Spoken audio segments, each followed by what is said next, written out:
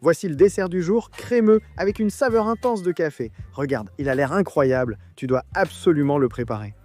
Regarde, ce petit morceau, pour moi, c'est délicieux. Résultat garanti.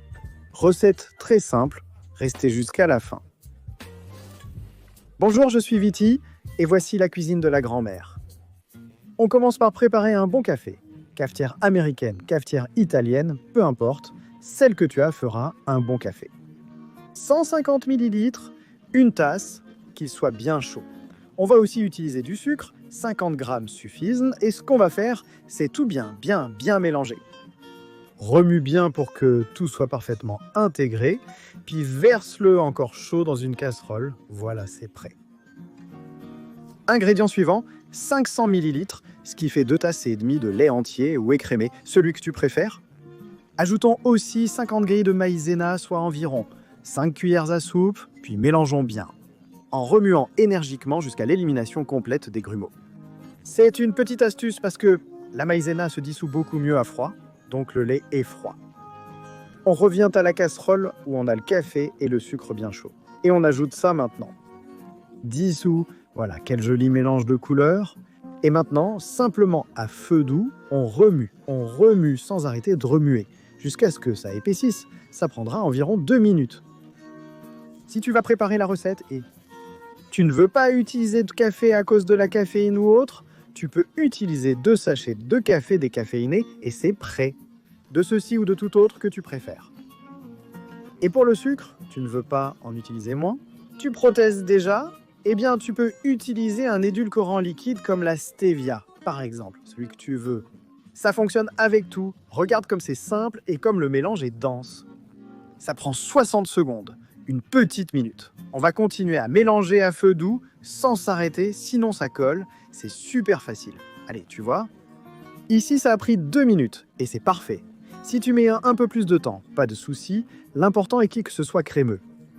Retire du feu, on lui donne un dernier coup de cuillère pour qu'il perde un peu de température et ensuite on le met dans le moule.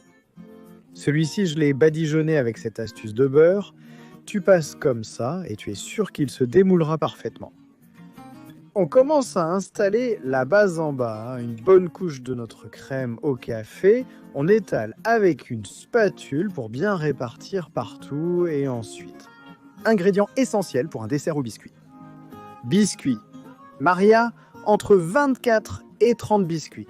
Dans mon cas, 24. 1, 2, 3, 4,